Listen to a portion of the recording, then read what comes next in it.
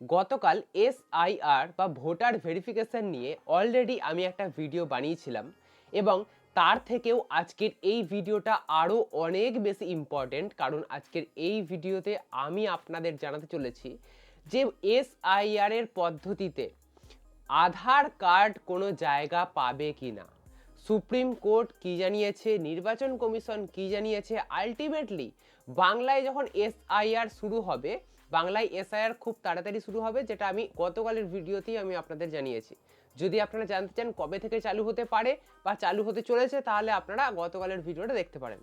আজকের এই ভিডিওতে সেই সমস্ত কিছু আলোচনা করছি না। আজকের এই ভিডিওতে শুধুমাত্র যেই টপিকের উপরে ভিডিওটা বানাচ্ছি সেটা নিয়ে আলোচনা করার চেষ্টা করব।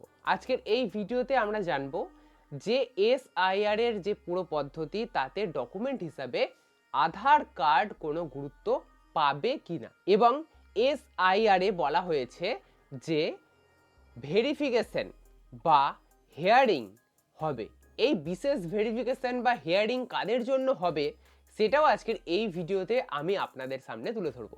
তো চলুন আজকের এই ইন্টারেস্টিং ভিডিওটা শুরু করা যাক। নির্বাচন কমিশন কি জানাচ্ছে সমস্তটা জেনে নেওয়া যাক। দেখুন, প্রথমেই আমরা আধার কার্ড নিয়ে কথা বলবো। আধার কার্ড দিয়ে কি এসআইআর করা যাবে? এতদিন আমরা দেখে এসেছি, যতদিন না নির্বাচন কমিশন জানিয়েছে তার আগে পর্যন্ত আধার কার্ড কিন্তু সব জায়গায় ব্যবহার হয়ে এসছে। যদিও আধার কার্ডের আপনারা যদি পিছন দিকটা উল্টান বা এখনকার যদি আধার কার্ড আপনারা ডাউনলোড করেন তাহলে দেখতে পারবেন সেখানে স্পষ্টত লেখা রয়েছে আধার শুধুমাত্র পরিচয়পত্রের প্রমাণ, কোনো নাগরিকত্বের প্রমাণ নয়। এছাড়া বাংলায় এসআইআর হওয়ার আগে বিহারে এসআইআর হয়েছে, তো সেই এসআইআর বা ভোটার ভেরিফিকেশনে বিহারের ক্ষেত্রেও কিন্তু আধার কার্ডকে গুরুত্ব দেওয়া হয়নি। অনেক টানাপোড়েন চলেছে, কেস হয়েছে নির্বাচন কমিশনের নামে, তবুও কিন্তু নির্বাচন কমিশন এই ডিসিশনের কোনো হেলদোল করেনি। তবে শেষে বিশেষ একটি কেসে নির্বাচন কমিশনকে সুপ্রিম কোর্ট জানিয়েছিলেন যে আধার কার্ড 12 নম্বর নথি হিসেবে নিতে হবে।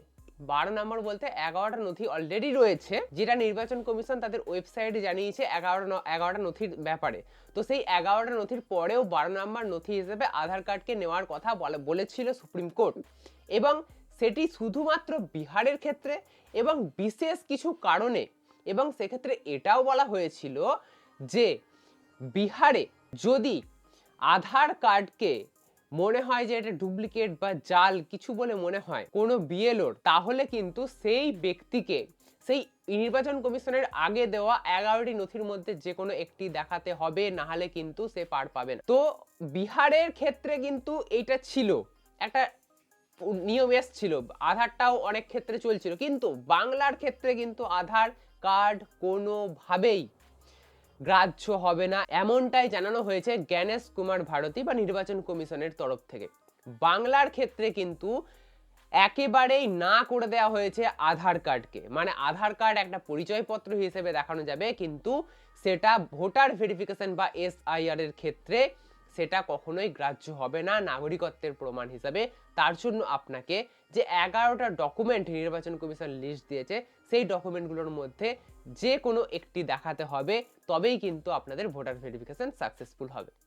এটা গেল আধার কার্ডের ব্যাপারে।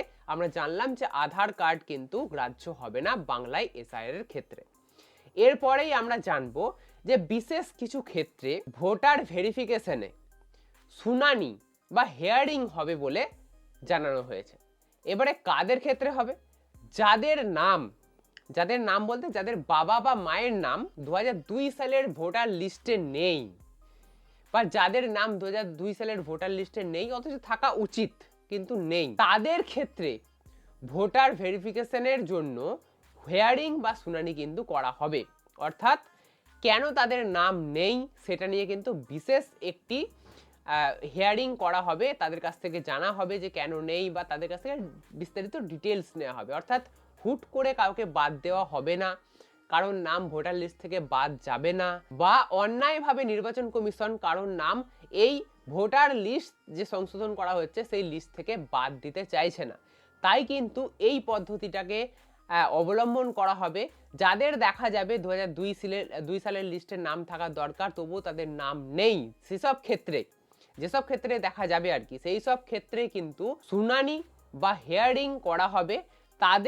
তাদেরকে বিস্তারিতভাবে দেখা হবে যে তারা অ্যাকচুয়ালি ভোটার কিনা, অর্থাৎ তাদের নাম ভোটার তালিকায় থাকা উচিত কিনা, কোনো প্রবলেমের জন্য তাদের নাম 2002 সালের লিস্টে নেই কিনা, বা কি ব্যাপার কেন নেই, সমস্ত কিছু তাদের কাছ থেকে একটা শুনানি কিন্তু হবে। আলটিমেটলি নির্বাচন কমিশন চায় যাতে সঠিকভাবে এসআইআর কমপ্লিট হয়, যোগ্য ব্যক্তিদের নাম যাতে এই এসআইআর এর লিস্টে বা ভোটার ভেরিফিকেশন করার পর তালিকার লিস্টে যাতে থাকে, সেটা কিন্তু নির্বাচন কমিশন বারবার খতিয়ে দেখতে চাই। এই প্রক্রিয়া চালাতে গিয়ে যাতে কোনো আসল ভারতবাসীর কোনো ক্ষতি না হয়, সেই সমস্ত দিকও কিন্তু নির্বাচন কমিশন খেয়াল রাখছে। বিহারে যে সমস্ত ঘটনায় নির্বাচন কমিশন বাধা পেয়েছে, ঠকেছে, সেই সমস্ত ব্যাপার বাংলায় যাতে না হয় তার আগেই কিন্তু সমস্ত ব্যবস্থা করে নামছে। তাই এতদিন ধরে বাংলায় এসআইআর নিয়ে অনেক চুপচাপ থাকার পরে কিন্তু আবার এসআইআর বাংলায় হতে চলেছে এবং ভোটের আগেই এসআইআর হবে বলে জানা যাচ্ছে। আপনাদের আমি গতকালের ভিডিওতেও বলেছি যে এসআইআর 15ই অক্টোবরের পর হওয়ার একটা গুরুতর সম্ভাবনা রয়েছে। ভোটার ভেরিফিকেশন করার জন্য যে ফর্ম, সেই ফর্ম ছাপিয়ে রাখতে বলা হয়েছে নির্বাচন কমিশনের তরফ থেকে। আশা করব আজকের এই ভিডিওতে যে ব্যাপারগুলো আপনাদের জানানো ছিল আমি জানাতে পেরেছি বলেই মনে করব।